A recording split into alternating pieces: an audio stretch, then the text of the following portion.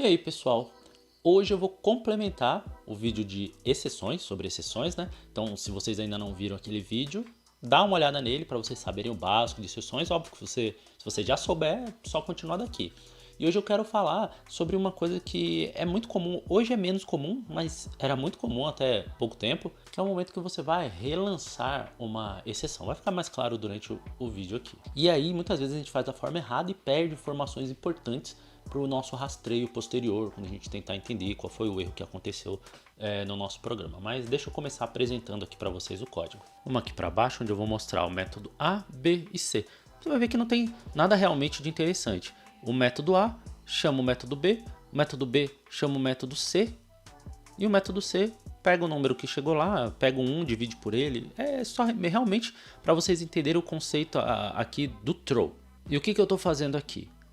No método B, quando ele chama o método C, ele põe aqui um try catch para pegar algum erro. Lógico que eu poderia estar encadeando esse try catch aqui no A, no B, no C, mas não é isso que importa. Então aqui, geralmente o que aconteceria? Ele pega o erro e ele relança. Por que ele faria isso? Porque a gente poderia gravar logs, poderia fazer chamada para outros serviços indicando que deu um erro aqui, talvez disparar um e-mail para alguém. A gente poderia fazer uma série de coisas, isso é muito comum no momento que deu erro. E após fazer isso, a gente relança o erro que a gente recebeu aqui, né, a exception, para que o programa continue fazendo alguma coisa. No conceito de web application, por exemplo, a gente poderia ter um middleware que depois que ele sair daqui vai bater nesse middleware e este middleware vai gravar alguma coisa, pode até gravar um outro log ou gravar alguma coisa no banco de dados, pode fazer outras coisas. Então isso aqui é muito comum, você relançar a expressão. Aqui ele já está dando a dica, por isso que eu falei que hoje em dia é menos comum, mas a gente já chega aqui. Primeiro deixa eu mostrar o que acontece. Então olha só. Se eu simplesmente rodar do jeito que está aqui, aqui em cima é a chamada de tudo isso. Também coloquei um try e um catch para pegar. Coloquei um início e fim só para a gente ter algo para ver. Chamo o método A, mas o método A não vai fazer, não vai exibir nada na tela. Então ele apenas vai exibir início e fim e vai dar tudo certo. Início e fim, como era esperado. Ok, mas e agora se a gente mudar o 2 para o 0? Se a gente mudar o 2 para o 0, na divisão ele vai tentar o 0 e vai estourar um erro, porque não podemos dividir por 0. Deixa eu ampliar aqui para vocês verem melhor. Então aqui ó, eu tenho um rastreamento da pilha, que é o que a gente encontra aqui, ó. Rastreamento da pilha e ex.stacktrace. Ex é da exceção e ele pega o stack trace, ou seja, todo o caminho que foi percorrido para que o erro acontecesse. E a gente vê aqui, ó, aqui como é uma pilha, né? A gente vê de baixo para cima. Aqui vai ser o último, aqui vai ser o primeiro. Então ele começou no nosso main realmente, ó, no string args lá, porque a gente está usando top level statements. E aí chamou o método A chamou o método B e no método B deu erro aqui, ó, na linha 29. Vamos dar uma olhada lá. Linha 29, ó, método B, linha 29 foi aqui. Aí tem a questão.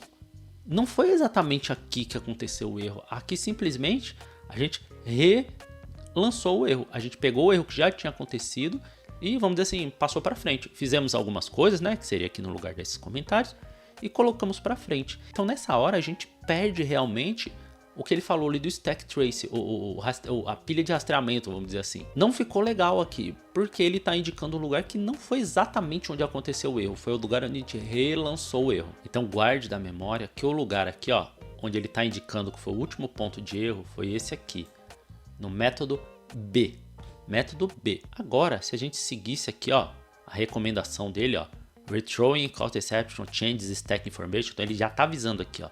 Se a gente se a gente relança a exceção, a gente muda a informação da stack. Para arrumar isso é muito simples. É só você deixar um throw vazio. Simplesmente isso. Isso aqui pode parecer uma bobeira. Você pode até pensar, bom, mas ele já estava avisando. Mas isso aqui cai direto em entrevista. Muita entrevista de emprego cai isso aqui para saber se você conhece do .NET, porque isso não era tão claro antes. Não havia esses alertas, então era muito comum o throw EX, porque as pessoas pensavam que simplesmente estava pegando esse EX aqui, essa exceção, e passando para frente. Mas vamos ver o que acontece agora. Mesmo F5. Vou ampliar aqui um pouquinho para vocês verem. Olha onde está agora. Método C, linha 35. Então agora ele está indicando que o erro aconteceu no método C, linha 35. Vamos ver? Método C, linha 35, nessa linha. E foi exatamente nessa linha que aconteceu o erro. Porque na hora que o zero, que a gente colocou aqui em cima, ó, método A chamando o zero. Método A recebe o zero, passa para o B. O B recebe o zero, passa para o C. O C recebe o zero e tenta dividir 1 por 0. É aqui que dá o erro. Antes ele estava mostrando que era a linha 29, onde não tinha muito o que a gente fazer. Agora ele mostra que é na linha 35 e realmente aqui está o erro. E aí, lógico, eu poderia vir aqui e fazer um tratamento, dizer que não recebe um zero, qualquer coisa para arrumar isso. Poderia colocar que se for zero, dar uma mensagem amigável dizendo não pode receber zero. Aí a decisão aqui vai ser sua, vamos dizer assim. Mas o importante é que agora eu mantive preservada a minha informação da stack. Agora eu sei que foi chamado aqui lá do inicial, né, do meu main inicial, foi chamado o método A, que chamou o método B, que chamou o método C, e foi nesse método C, na linha 35, que deu erro. Então você vê que uma mudança muito simples, simplesmente, vamos dizer assim, encaminhar novamente a exception ou não, faz toda a diferença. Porque isso aqui, você pode pensar, bom, ali foi uma linha. Uma linha porque o nosso programa é muito pequeno. Se você estiver mexendo com uma web application, que às vezes chama um serviço, que chama um outro serviço, isso é muito comum. Você não vai fazer ideia de onde aconteceu o erro. Ele simplesmente vai falar, ó, o erro aconteceu aqui. Quando você chegar na linha lá, fala, bom, mas aqui foi onde eu relancei o erro. Eu não sei onde está o erro inicial que me deu este throw aqui. No caso, o throw é X, né? Que estaria o errado.